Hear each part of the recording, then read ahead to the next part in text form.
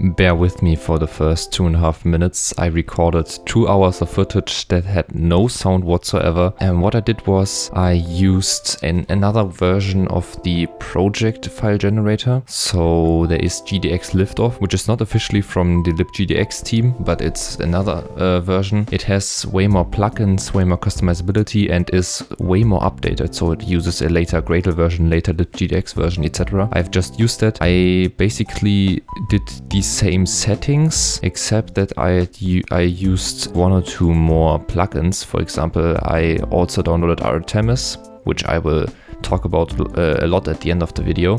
Artemis is like Ashley. It's another ECS like Ashley. Ashley is a ECS. But besides for that and like 1 or 2, I just copied almost exactly the same settings, and then I moved the entire code from the project to the new project, and I made sure that it all runs and it works fine. And that's basically what I did.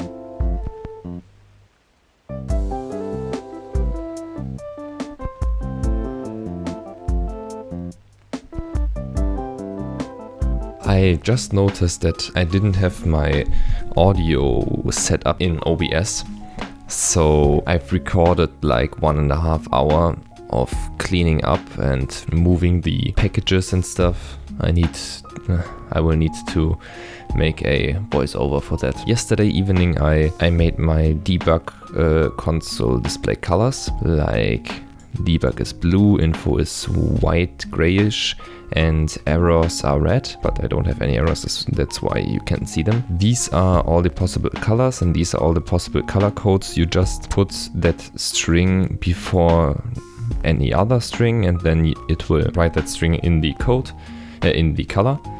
And if you want to reset the color to the standard white, you just put an ANSI reset afterwards. But yeah, besides that, I didn't do anything yet. I wanted to work on ECS next. That's basically a new way of coding. Until now, all I did was object-oriented programming, and I will still do that.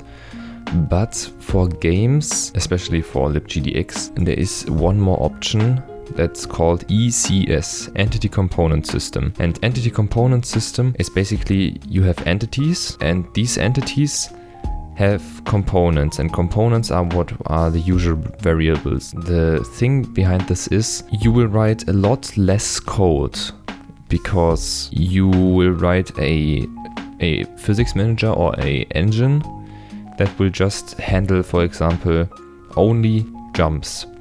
And everything that, I don't know, has the component jumpable, position and velocity, if it has these 3 components, it can jump. And if it calls the jump method, they will all do the same. That's the thought behind that. Besides that, what I want to get done today is a box2d-body generator, so that I can give it JSON or XML data. I think I will use JSON, and it will create a box2d-body from the JSON data. So basically the rest of this video will only be time lapses with me talking. In this entire video I tried to learn Ashley, and I tried using Ashley from a tutorial. It was very hard to understand because it's not object-oriented programming, but it's also not functional programming, which were the only two things that I knew. But I followed a good tutorial from Let's Make an Indie Game. It was a bit weird because some videos are missing and some code was just skipped between videos.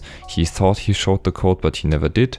But in the end, I found his GitHub and I could check what he has changed and not shown.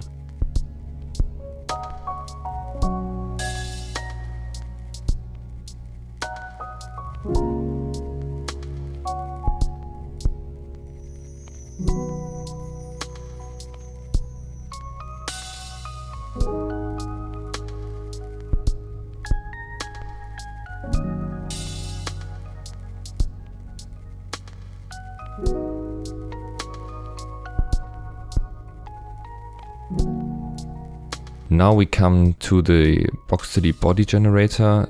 This just takes a JSON file with a bit of JSON data, like is it a sensor, what shape has it, what's width and height, and stuff like this. And it takes that JSON data and converts it into an Box2D body.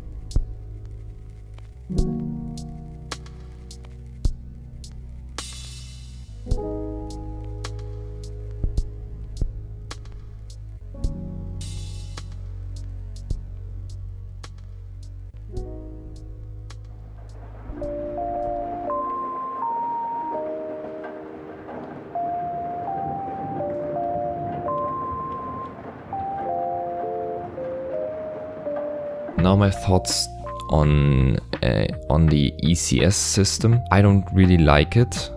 I tried Ashley first, and at the end of the video you will see me converting everything from Ashley to Artemis. I like Artemis a bit more. It requires a bit more skill, but it's less code to write and it claims to be twice as fast, so yeah, I like it a bit more. But I don't like ECS in general. Like I'd rather not use Ashley or Artemis. First of all, it's hard to combine with Box2D or with other libraries that I use, because almost every library is object-oriented programming and this isn't object-oriented programming, so trying to squeeze that in is very weird. The next point is that I like object-oriented programming and I'm used to it and I like it the most.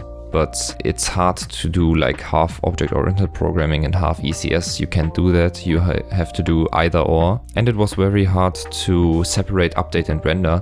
In Ashley, what I had to do was I had to extend the engine and then put in a render method that called system.render for every renderable system. And for Artemis, I had to create a strategy, and there I had to override the update method and create a render method as well.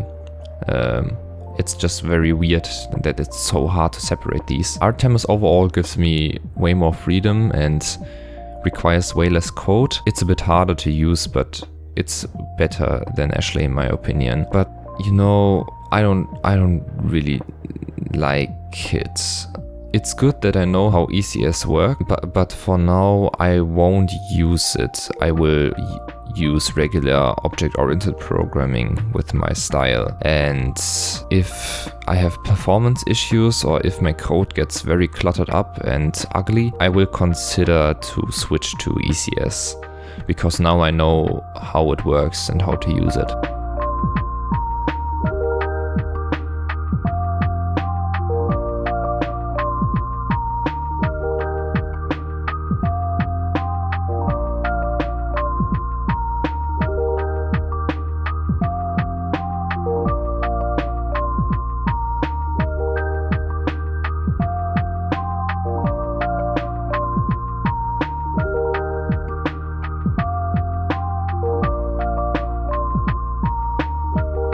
Yeah, now you hear me telling you that I found his source code and telling you how weird his tutorials were.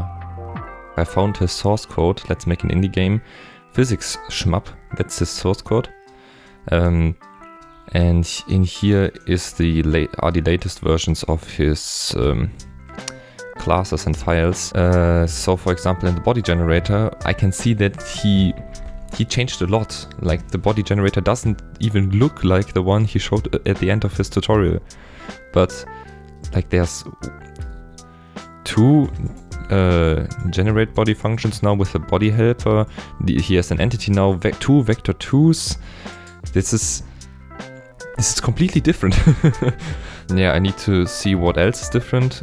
Like, if it's only these lines, then I can understand. Yeah, this is it's completely different, and he never showed this in his tutorials, and that's mildly annoying. But now that I have his source code, it's not that annoying anymore. Well, now I'm going to go through like every single class that I want to use myself, and then see what he has done, what I can do. Maybe I can improve it, especially for the Ashley stuff and the body generator, which I have done yesterday.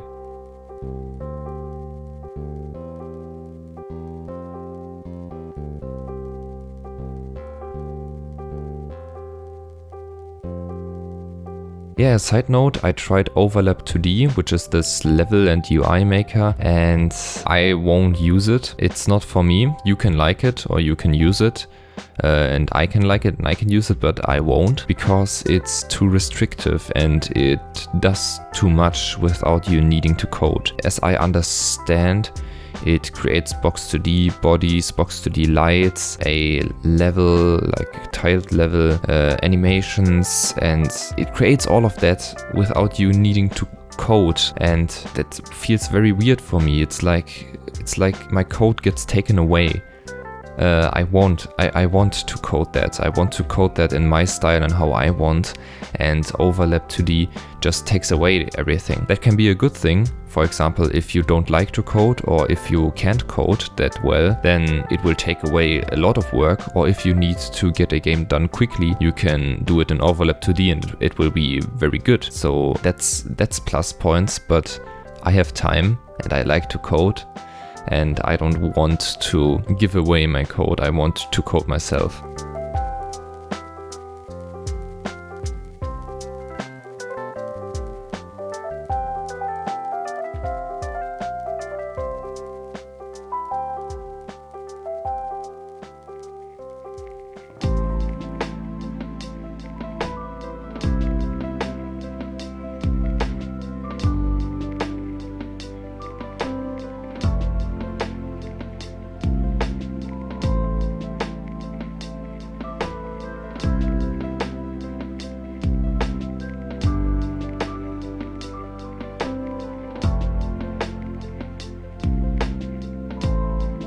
To sum it up, ECS, I don't like it, I won't use it for now, maybe I will use it later. Refactoring wouldn't be that hard, would be like one day of work. And Overlap 2D, it's not for me. It's very good, I like it, but it's not for me. I will see you in the next video. I don't know what I will do. I will probably try to clean up everything, delete the ECS stuff, and make a level generator? Yeah, I will probably make a level generator. Yeah. Well, I will see you then. Bye.